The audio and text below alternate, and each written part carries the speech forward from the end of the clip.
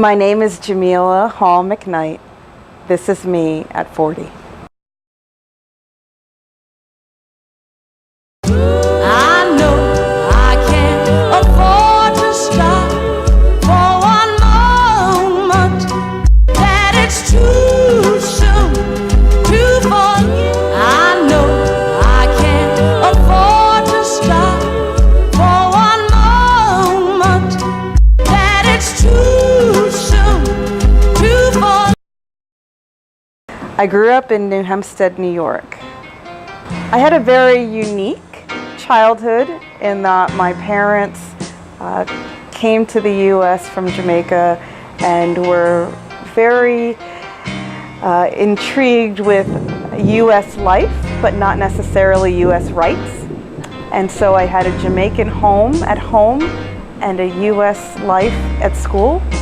Oftentimes I would try to bring the rights that I learned about back to the home. That didn't work so well for me.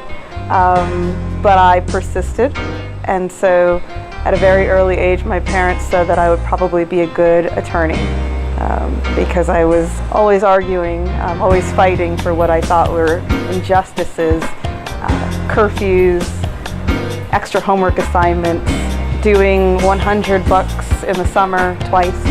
And so oftentimes I was creating mini protests in my home that later evolved into protests in real life.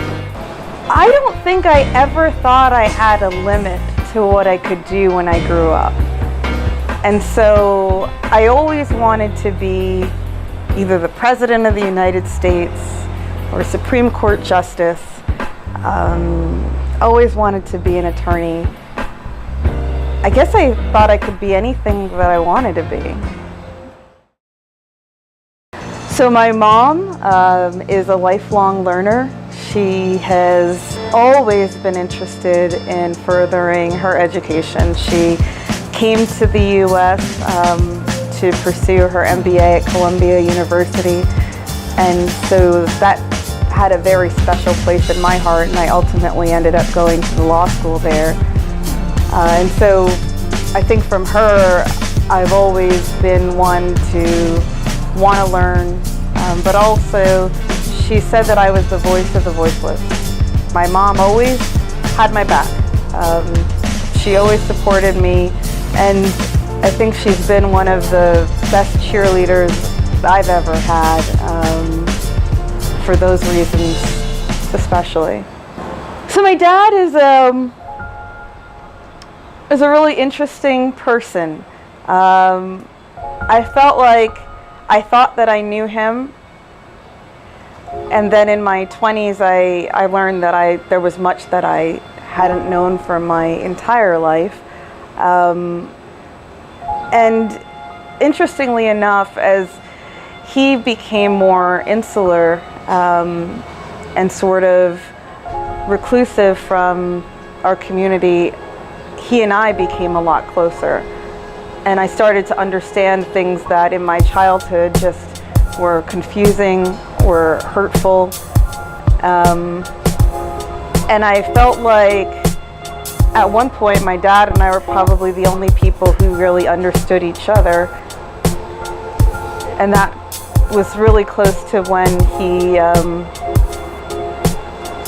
he got sick, and he died of lung cancer, and it was really quick and really awful. He was diagnosed in December, and he passed away in February of 2014. And I think those last couple months with my dad, it was like living a lifetime with him. Because I remember when I was younger, I remember feeling very close to him, but not understanding why. We look alike. We're like twins. And so I knew that that was part of it. But when he passed, it all became very clear. And so it's difficult. We used to talk every day, sometimes twice a day. We had a lot of things that we never said, but really understood about each other. You know, in college, there are always those people, sort of everybody knows and everybody likes. There wasn't me, but that was Whit.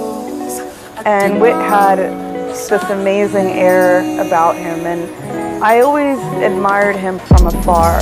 And I remember after I'd come back from studying abroad in 1998 or so, I remember seeing him and thinking, like, I want him. I want him to, we should be together. We need to be together. And I just didn't know how that was going to happen. And I didn't do anything to make it happen, which is not like me.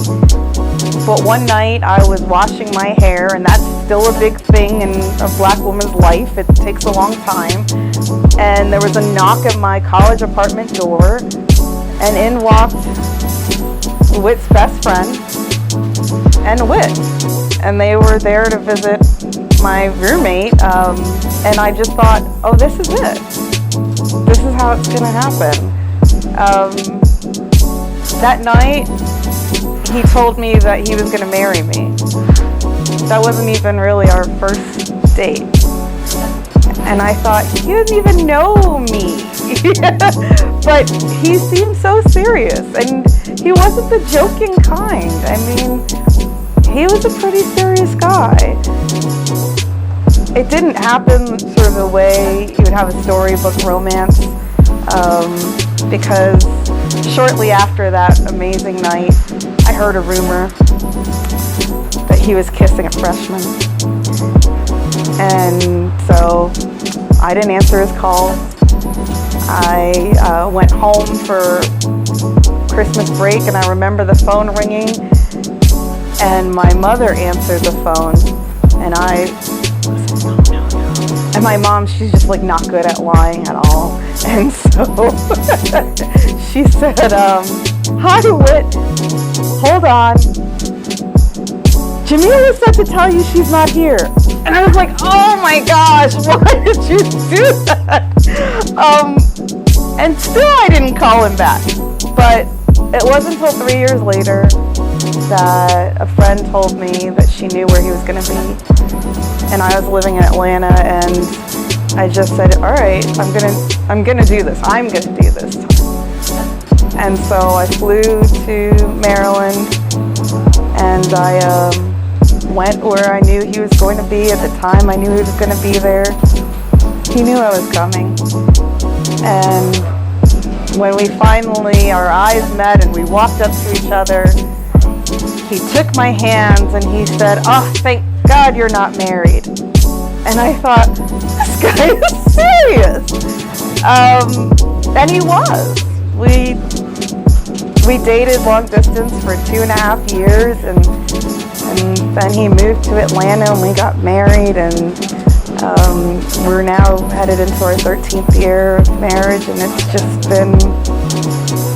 just been like that first time that he walked in my apartment with my hair soaking wet, but every day.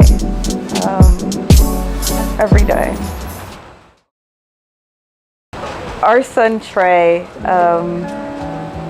when we found out that we were pregnant, as well-educated as I am, I looked up every old wives' tale, Chinese, different things that I could find to figure out how could I guarantee that I was going to have a boy. Because all I wanted in the world was a boy. And when we found out that we were having a boy, I was overjoyed, and I thought, like, this kid's gonna be the coolest kid in town. I don't think I could have ever imagined that my child would be one Whitcliffe Altamont Mcknight III. He is the coolest kid in the universe. He's got such an amazing heart. He's so creative. He's so strong. He just has this adventurous spirit. I mean, he asks to do things that I could never have imagined. He asked to travel. He tells us he wants to learn the piano. He's interested in learning Mandarin. And so how does a parent say no to any of those things? You know, I worry about him.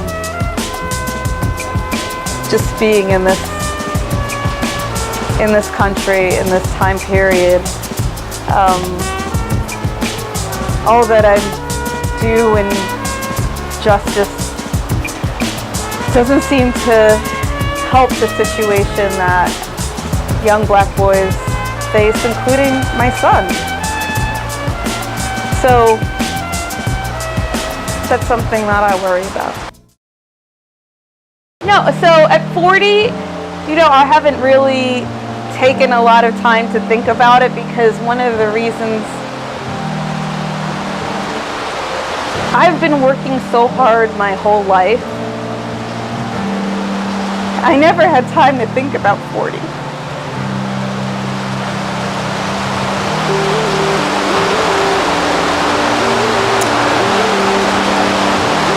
It just,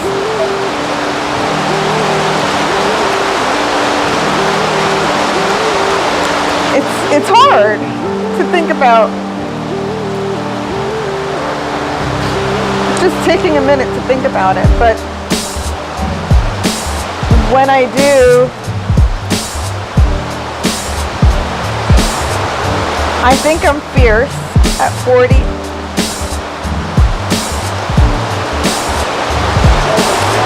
Even though I'm getting emotional about it, I don't think there's anything or anyone that can stop me from doing what I want to do. And I think I'm happy, like really happy. I have just so many blessings, my family and my friends, that I'm really happy. Should we stop, like, coming in on me?